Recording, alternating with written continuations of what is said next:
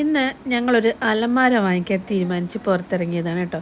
പോണ വഴി ഒരു ഫ്രണ്ടിനെ കാണേണ്ട ആവശ്യമുണ്ടായിരുന്നു. ഇത് അജീഷിനെ കാണേണ്ട ഒരു ആവശ്യം ഉണ്ടായിരുന്നു. പക്ഷേ കണ്ടു കഴിഞ്ഞപ്പോൾ അജീഷ് നമുക്കൊരു ചായ ഓഫർ ചെയ്തിട്ടുണ്ടായിരുന്നു. നല്ല അടിപൊളി ചായ തരാമെന്നൊക്കെ പറഞ്ഞു. എങ്കിൽ അതൊന്ന് പരീക്ഷിക്കാമെന്ന് വിചാരിച്ചു അജീഷിൻ്റെ ഫ്ലാറ്റിൽ പോയിട്ടുണ്ടായിരുന്നു. അവിടെ ചെന്നപ്പോൾ പ്രൊജക്റ്റുള്ള സിനിമയൊക്കെ വെച്ചിട്ടുണ്ടായിരുന്നു.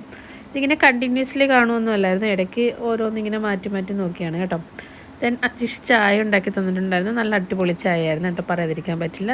സിനിമകൾ മാറിക്കൊണ്ടേയിരുന്നു, വർത്തമാനം മുഴുകിക്കൊണ്ടേയിരുന്നു, വന്ന കാര്യം മറന്നുപോയി. മിക്സഡ് ഗ്രില്ല് വന്നു. ഇതെല്ലാം കഴിച്ച് 1 മണിക്കാണ് നമ്മൾ വീട്ടിലേക്ക് തിരിച്ചു പോയത്. ദെൻ പിറ്റേ ദിവസമാണ് വീണ്ടും അലമാര തെപ്പി ഇറങ്ങിയത്. വൈകുന്നേരം സമയപ്പോൾ ഇറങ്ങിയിട്ടുണ്ടായിരുന്നു. ഇസ ടൗണിലായിരുന്നു പോയിട്ടുണ്ടായിരുന്നത്. ഇവിടെ അത്യാവശ്യം നല്ല കിട്ടും എന്നൊക്കെ പറഞ്ഞിട്ട് പോയതാണ്.